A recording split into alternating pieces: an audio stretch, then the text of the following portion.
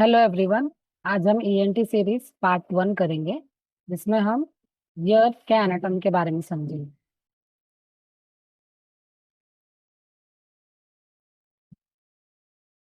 तो basically year ये divide होते हैं 3 पार्ट्स में। पहला है एक्सटर्नल ईयर, दूसरा है मिडल ईयर और तीसरा है इनर ईयर।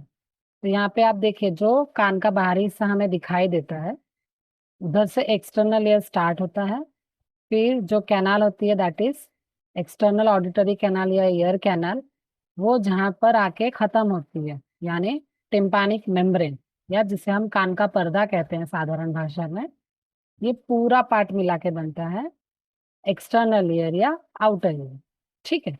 अब ये टिम्पैनिक मेम्ब्रेन जो है, कान का पर्दा, यहाँ से लेके जो इनर ईयर की बॉर्डर है, यानी कि जो कॉक्लियर टर्न्स है, या जिसे हम राउंड विंडो बोलते हैं या ओवल विंडो कहते हैं, जहां पर ऑस्कुलर चेन जाके खत्म होती है, उस हिस्से तक या उस पर्टिकुलर पार्ट को हम मिडल ईयर कहते हैं। ठीक है। ये जो ब्राउन कलर का हिस्सा दिख रहा है, उसमें आपको बोन्स दिखाई देंगे, जो कि 3 बोन्स है, मेलियस, इनकस और स्टेपिस। ठीक है।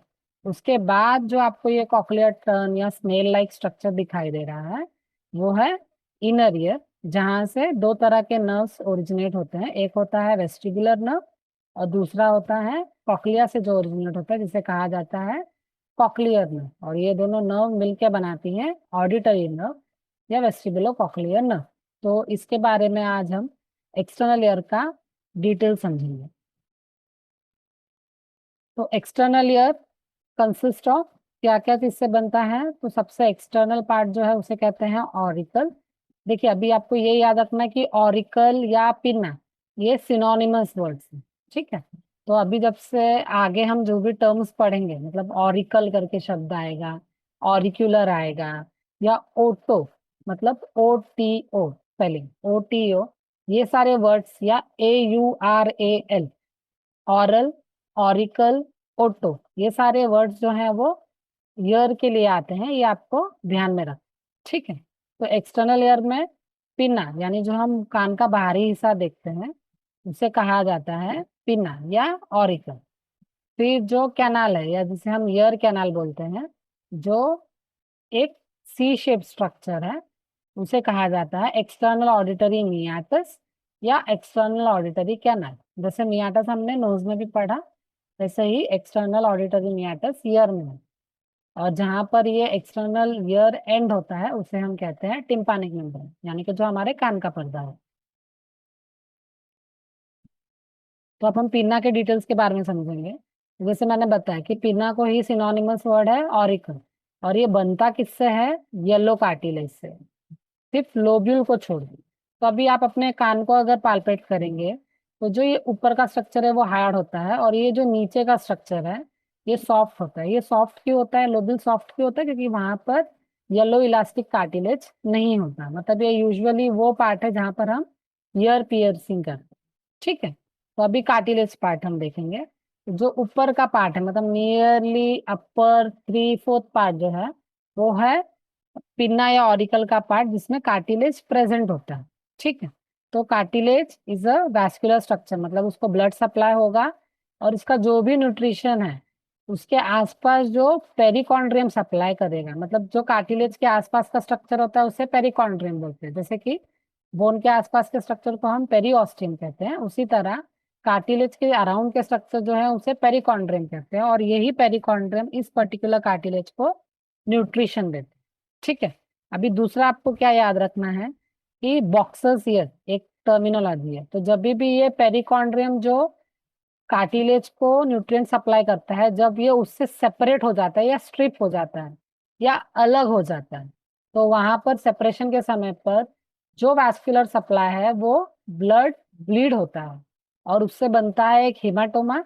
और ये हिमाटोमा क्या करता है? प्रेशर एक्सर्ट करने की वजह से जो ये इस जगह पर कार्टिलेज होगा, वो उसका नेक्रोसिस करता है, और उसके बाद जो स्ट्रक्चर बनता है या डिफॉर्म्ड ईयर्स बनते हैं, उसे कहा जाता है बॉक्सर्स ईयर।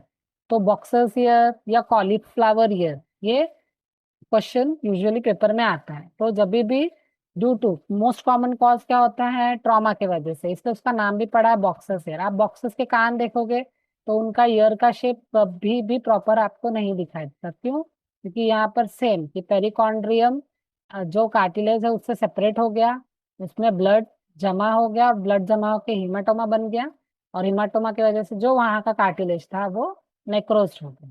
ठीक है। अब नेक्स्ट पार्ट, सब लोग अपने ईयर को फील करेंगे। तो अभी हमने जो देखा कि सपोज ये है एक्सटर्नल ईयर या ऑरिकल हम जिसे कहते हैं, और ये है ट्रैगस जो एक ट्रायंगुलर स्ट्रक्चर होता है जो सब अपने कान के आगे टच कर सकते हैं, एक्सटर्नल ऑडिटरी कैनल के आगे। तो उसके बीच का जो ये एक लाइन होता है इसे कहा जाता है इंसिसुरा टर्मिनालिस, और ये लाइन में कार्टिलेज प्रेजेंट नहीं होता। ठीक है।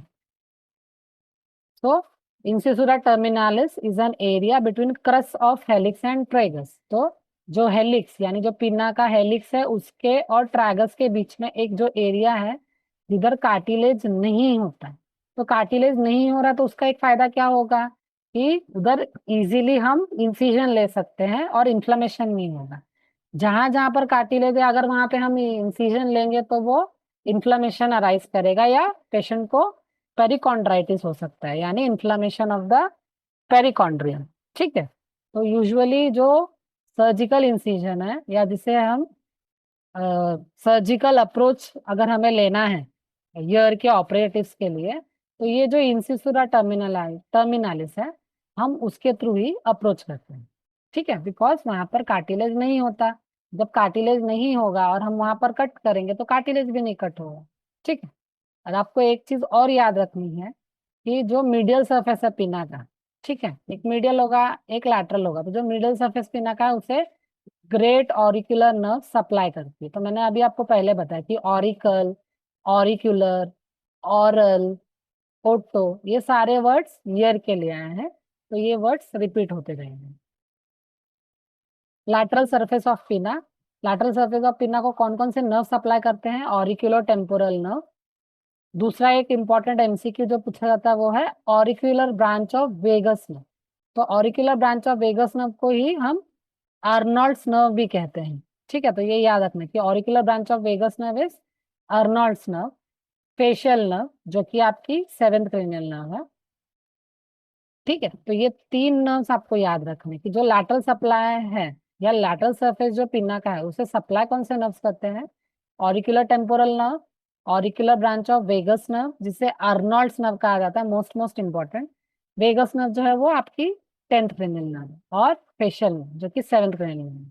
अब यहाँ पे एक पार्ट आपको याद रखना कि आपको ये जो स्ट्रक्चर दिख रहा है, तो यहाँ पर क्या है अपना ईएसी यानी जो ईयर का छिद्र होता है, कान का छिद्र होता है जहां से हम अंदर जा सकते हैं। उसके पीछे जो स्ट्रक्चर या जो फोसा आपको दिखाई देगा या जो डिप्रेशन या खड्डा आपको दिखाई देगा उसे हम कहते हैं कॉन्का। ठीक है। तो ऐसे बहुत सारे टर्म्स हैं जो ईयर नोज में आपको रिपीटेडली सुनने में और पढ़ने में आएंगे, तो उसका डिफरेंस आपको समझ के रखना। तो part of pinna which lies behind the external auditory meatus is called as concha. ठीक है, तो जो एक्सटर्नल ऑडिटरी मियाटस का ओपनिंग है उसके पीछे जो आपको फोसा दिखेगा उसे कॉन्का कहते हैं।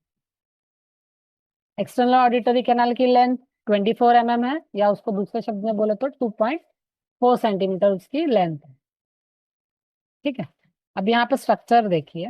देखिए अभी आपको ये याद रखना है कि जो एंटीरियर, अभी हम ये ईएसी में आ गए हैं या टिम्पैनिक लीनियर में। अभी ये स्ट्रक्चर जो एंटीरियर 2/3 पार्ट है उस वो कार्टिलेजिनस स्ट्रक्चर होता है, और जो पोस्टीरियर 1/3 पार्ट है वो बोनी स्ट्रक्चर होता है। तो यूजुअली जो कार्टिलेजिनस स्ट्रक्चर होता है वहां पर ही सेरियुमिनस या पाइलोसिबाशियस ग्लैंड मिलते हैं। ठीक है। और ये क्या सिक्रेट करते हैं, वैक्स। तो वैक्स का दूसरा नाम क्या है ये भी आपको याद रखना है, सेरियुमेन। मतलब ये जो वर्ड है सेरियुमिनस से सिक्रेट क्या होगा, सेरियुमेन। ठीक है।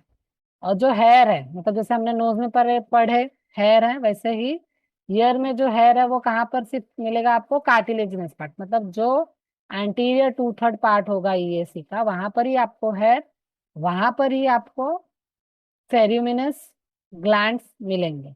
ठीक है। तो इसलिए आपको ये याद रखना कि इस स्ट्रक्चर जहाँ पे कार्टिलेज है वहां पर स्किन और कार्टिलेज एक दूसरे से एकदम स्ट्रांगली अधेरेंट होंगे, तो अगर वहां पर कोई भी फरंकल हुआ तो वो बहुत ज्यादा पेनफुल होता है। और दूसरा, ये जो फरंकल है, ये जो एंटीरियर पार्ट है, आगे का जो हिस्सा है, वहीं पर ही हो। ठीक है। और जो बोनी पार्ट है, वहां पर हेयर और सेरेमिनस ग्लैंड्स या वैक्स सिक्रेटिंग ग्लैंड्स नहीं रहते, ये आपको याद है।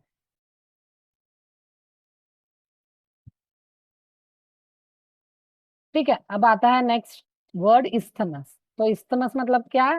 कोई भी स्ट्रक्चर में जब एक नैरो पार्ट आता है तो हम उसे इस्थमस कहते हैं। जैसे कि अभी ये ईएसी हमने पढ़ा, या एक्सटर्नल ऑडिटरी कैनाल की लेंथ है 24 mm, या समझ लो 25 mm।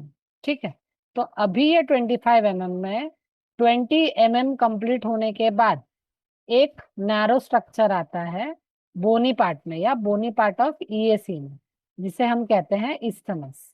अब इस्थमस का सिग्निफिकेंस क्या है कि सपोज कोई भी फॉरेन बॉडी, या सपोज वैक्स ही गया और वो इस पर्टिकुलर जगह में आके फंस गया इस्थमस में, तो ये नैरो पार्ट है, तो उस जगह से फॉरेन बॉडी निकालना या वैक्स निकालना मुश्किल होता है। ठीक है। तो ये इस्थमस का सिग्निफिकेंस। तो टिम्पैनिक मेम्ब्रेन दिख रहा है आपको, ये टिम्पैनिक मेम्ब्रेन है। उससे लैटरली 5 mm, मतलब सपोज एक्सटर्नली हम 20 mm ले लें, तो उस पर्टिकुलर पार्ट पे जो नैरोइंग दिखाई देगी उसे कहा जाता है इस्थमस। और यहाँ से फॉरेन बॉडी या वैक्स निकालना डिफिकल्ट होता है। ये ईएससी के बारे में ही हम डिस्कस कर रहे हैं, उसमें एक स्ट्रक्चर है इस्थमस।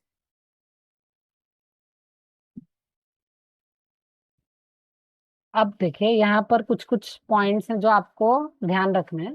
सबसे पहला पार्ट है जो मैंने बताया कि कार्टिलेज पार्ट जो एक्सटर्नल ऑडिटरी कैनाल का है, ठीक है, उसको फिशर या गैप्स हैं। कहाँ पर? एंटेरो इंफीरियर पार्ट पे। तो यहाँ पे आपको दिखाई दे रहा है, ये कार्टिलेज पार्ट आगे का है, पीछे का बोनी है, तो उसके रिलेशन में आपको फिशर्स या गैप्स दिखाई देंगे, जिसे कहा जाता है फिशर्स ऑफ सेंटोरिनी। ठीक है। अभी ये फिशर ऑफ सेंटोरिनी का सिग्निफिकेंस क्या है?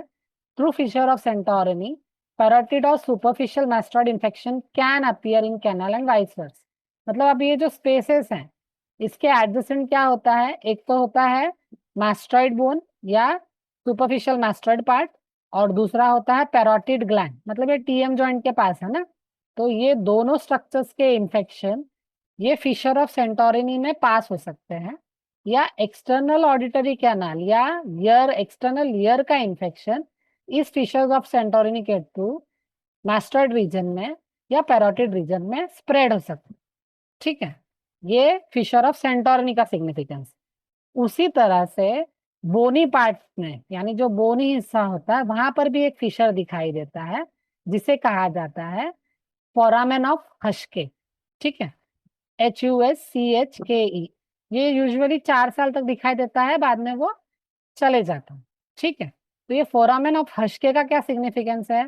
फोरामेन ऑफ हश्के ये टेम्पोरोमैंडिबुलर जॉइंट के बहुत ही पास में होता है। ठीक है। आपको दिख रहा है, ये जो दिख रहा है ये टेम्पोरोमैंडिबुलर जॉइंट।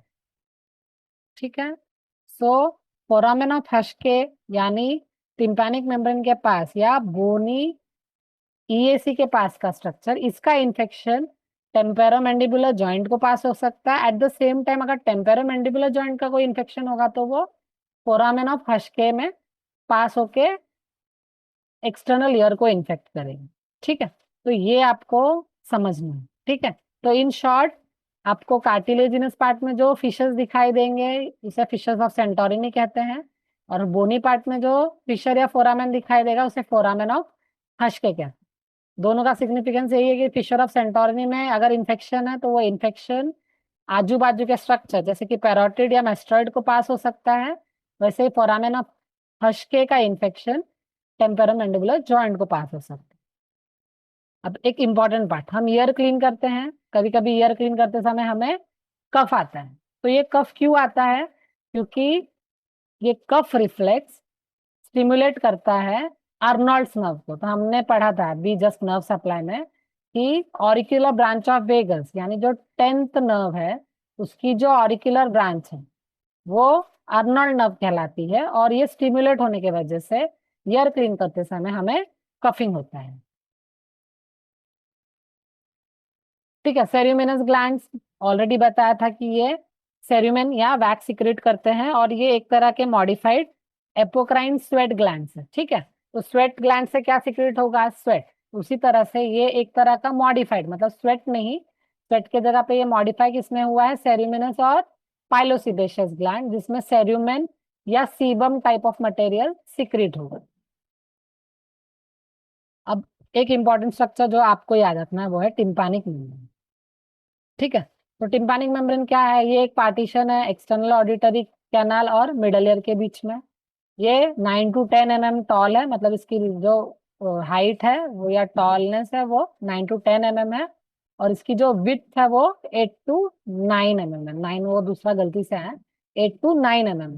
और इसकी थिकनेस है 0.1 mm थिक, ठीक है।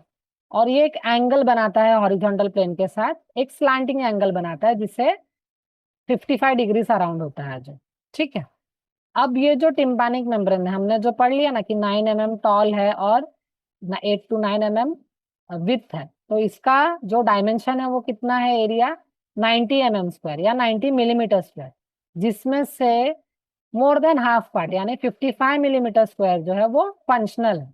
मतलब जो ईयर या साउंड्स आ रहे हैं उसको पास करना या उसको आगे प्रोपोगेट करना, ये काम में टिम्पैनिक मेम्ब्रेन का सिर्फ समझ लो मोर देन हाफ पार्ट ही यूटिलाइज होता है, बाकी half less than half part utilize नहीं होता या उसका कोई फंक्शन नहीं है।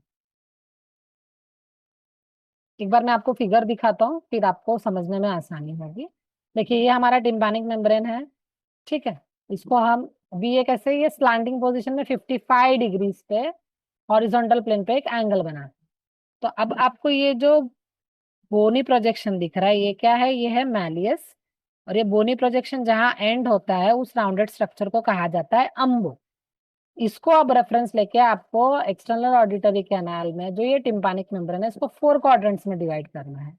Antero superior quadrant, antero inferior quadrant, postero superior quadrant और पोस्टेरो इंफीरियर क्वाड्रेंट। समझ में आ रहा है, क्योंकि ये स्लैंटेड पोजीशन में है तो ये पहले एंटीरियरली आएगा और ये वाला हिस्सा थोड़ा पोस्टीरियर आएगा।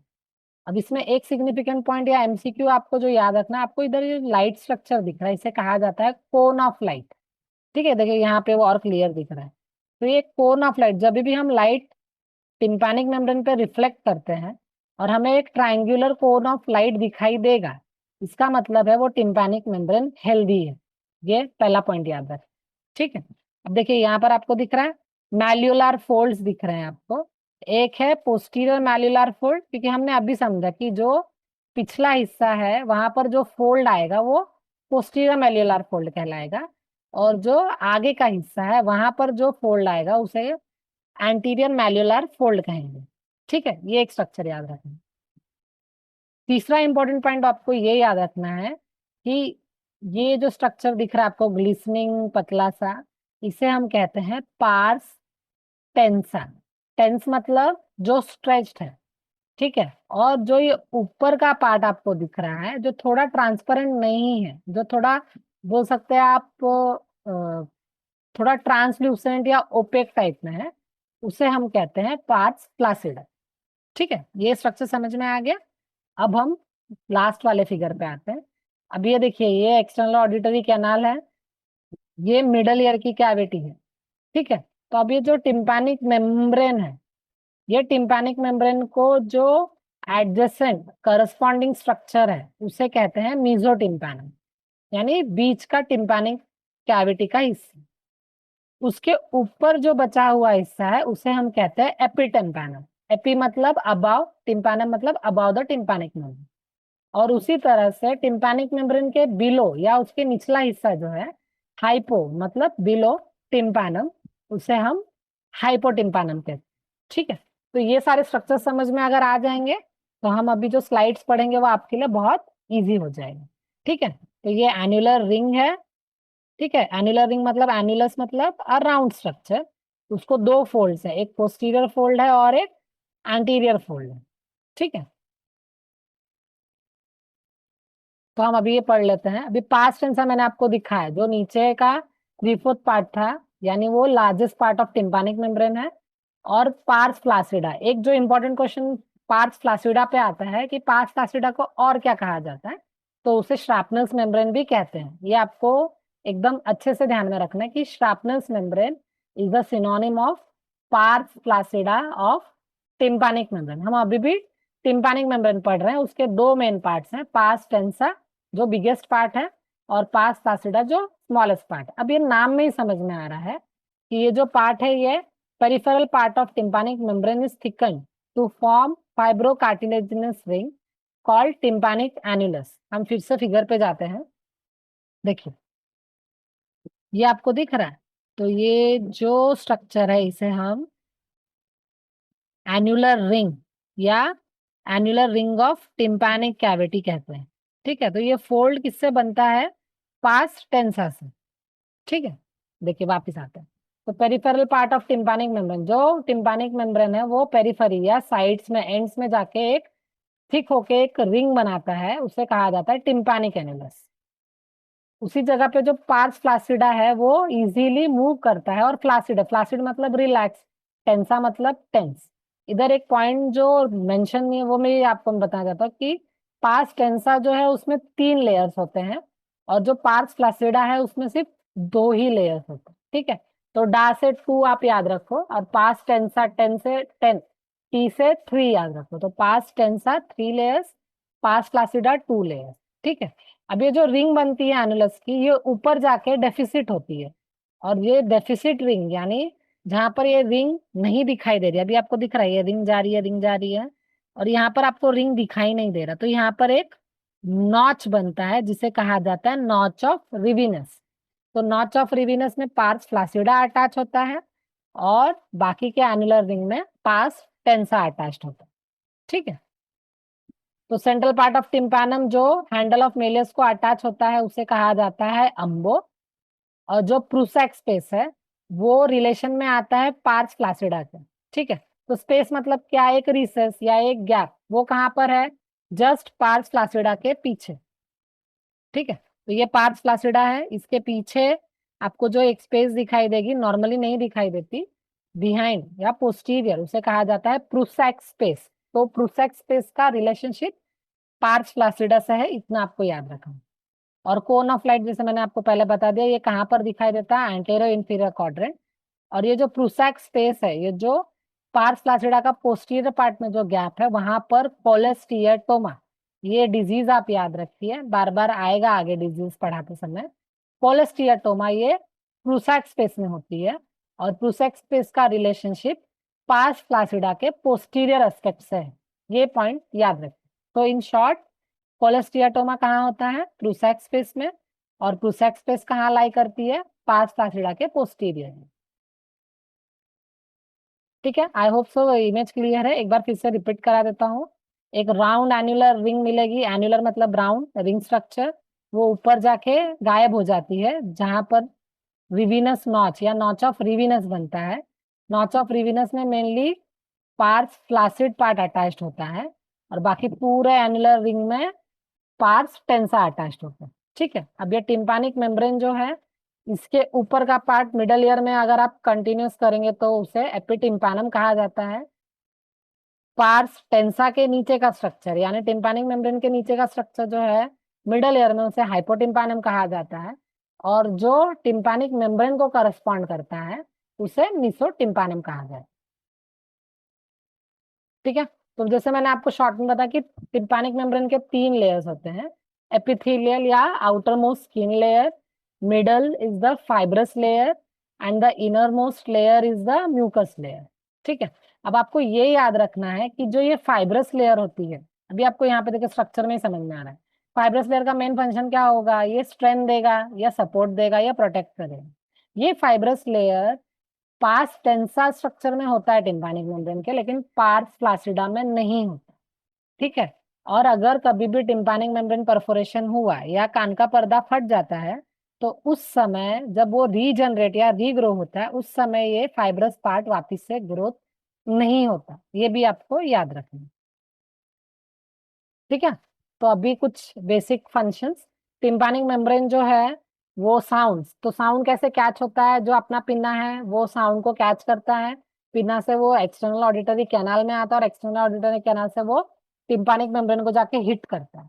एक बार वो टिम्पैनिक मेम्ब्रेन को हिट करेगा कि साउंड जो कान को या कान के पर्दे को लग रही है या टिम्पैनिक मेम्ब्रेन को लग रही है, वो 18 टाइम्स मैग्नीफाई होता है। मतलब जो भी साउंड अगर 1 डेसिबल का होगा तो वो 18 डेसिबल्स हो जाएंगे। ठीक है। देखिए दूसरा पॉइंट जो ऑलरेडी बताया था, टिम्पैनिक परफोरेशन हील्स, मतलब टिम्पैनिक परफोरेशन हील होता है, लेकिन ये 2 ही लेयर में हील होता है। तो कौन सा लेयर नहीं बनता है? फाइब्रस लेयर वापस से नहीं बनती। और एक बात आपको और याद रखनी कि टिम्पैनिक परफोरेशन हील होती है, लेकिन अगर टिम्पैनिक परफोरेशन बिग होगी या उसका साइज बड़ा होगा तो कभी कभी वो हील नहीं होती। और टिम्पैनिक मेम्ब्रेन का कलर क्या है? Pearly grey. देखिए आप फिर से पीछे दिख रहा है, pearly pearly greyish in colour. This is the actual या real picture of tympanic membrane. अब नर्व सप्लाई हमने ऑलरेडी पहले पढ़ा था, बट अब शॉर्ट में रिवाइज करेंगे। जो लैटरल या आउटर सरफेस होता है पिना का, या हम जो बोलेंगे एक्सटर्नल या आउटर सरफेस होता है, उसमें जो एंटीरियर हाफ होता है उसे ऑरिकुलो टेम्पोरल नर्व, अभी नाम में ही है कि auricle means ear, temporal means coming from the temporal part. तो auriculo temporal nerve anterior half को सप्लाई करती है और पोस्टीरियर हाफ को सप्लाई करती है auricular branch of vagus nerve, जिसे हम आर्नोल्ड्स नर्व कहते हैं। और इसका सिग्निफिकेंस हमने क्या पढ़ा था कि आर्नोल्ड्स नर्व जब इरिटेट होती है, जब हम ईयर क्लीन करते हैं, तो आर्नोल्ड्स नर्व के इरिटेशन की वजह से हमें कफ रिफ्लेक्स आता है। दूसरा मीडियल या इनर सरफेस, उसको सप्लाई करती है tympanic branch of glossopharyngeal nerve. Glossopharyngeal nerve को ही दूसरा नाम है जैकॉब्सन्स नर्व। तो यहाँ पर एक क्वेश्चन पूछा जाता है कि auricular branch of vagus nerve को क्या कहा जाता है और tympanic branch of glossopharyngeal nerve को क्या कहा जाता है। तो बहुत बार कंफ्यूजन में हम वाइस वर्सा उल्टा लिख देते हैं। तो auricular branch of vagus nerve is Arnold's nerve and tympanic branch of glossopharyngeal nerve is Jacobson's nerve। तो नेक्स्ट पार्ट जो है वो मिडल ईयर है। हमने एक्सटर्नल ईयर पढ़ लिया। एक्सटर्नल ईयर में मेन पार्ट से पिना, फिर था एक्सटर्नल ऑडिटरी कैनाल और लास्ट में टिम्पैनिक मेम्ब्रेन। तो आज हम एक बेसिक इंट्रोडक्शन थोड़ा सा मिडल ईयर का लेंगे एंड देन विल स्टॉप। तो मिडल ईयर में 3 मेन स्ट्रक्चर्स हैं या 3 स्ट्रक्चर्स हमें याद रखने हैं। एक तो है टिम्पैनिक कैविटी, यानी जिसे मिडल ईयर कहा जाता है, यूस्टेशियन ट्यूब, ठीक है, और तीसरा मास्टर्ड एयर सेल सिस्टम। ये तीनों मिल के बनाते हैं मिडल ईयर का स्ट्रक्चर। तो टिम्पैनिक कैविटी जो हमने अभी थोड़ी देर पहले पढ़ा, टिम्पैनिक कैविटी या मिडल ईयर कैविटी 3 पार्ट्स में डिवाइड होता है। ईयर या टिम्पैनिक मेम्ब्रेन का रिलेशन लेंगे तो टिम्पैनिक मेम्ब्रेन को करस्पॉन्डिंग जो स्ट्रक्चर मिडल ईयर में है उसे हम मेसोटिम्पैनम कहते हैं। टिम्पैनिक मेम्ब्रेन के अबाव स्ट्रक्चर जो मिडल ईयर का है उसे हम एपिटिम्पैनम कहते हैं। और उसी तरह टिम्पैनिक मेम्ब्रेन के नीचे का स्ट्रक्चर जो मिडल ईयर में है उसे हम हाइपोटिम्पैनम कहते हैं। ठीक है। तो divided into 3 structures, मेसोटिम्पैनम opposite pass टेंसा, एपिटिम्पैनम above pars tensa and hypotympanoid below pars tensa। तो एक 2 MCQs आपको याद रखने हैं। Narrowest part of middle ear तो अभी हमने पढ़ा। देखिए यहाँ पे अभी आपको कंफ्यूज नहीं होना है, नैरोएस्ट पार्ट और वाइडेस्ट पार्ट पूछे। तो अभी आप देखिए कि ये जो पार्ट है जो टिम्पैनिक मेम्ब्रेन को कोइंसाइड कर रहा है, मेसोटिम्पैनम, ये नैरोएस्ट पार्ट है। Although it is the biggest part, but question है नैरोएस्ट या पॉइंट है नैरोएस्ट, तो मेसोटिम्पैनम जो है वो नैरोएस्ट पार्ट है। और जो आपको एपिटिम्पैनम दिख रहा है आपको ये कितना ब्रॉड है, तो it is the widest most part. ठीक है। तो ये यहाँ तक आपको याद रखना है। बाकी के डिटेल्स हम नेक्स्ट लेक्चर में कंटिन्यू करेंगे। Thank you very much.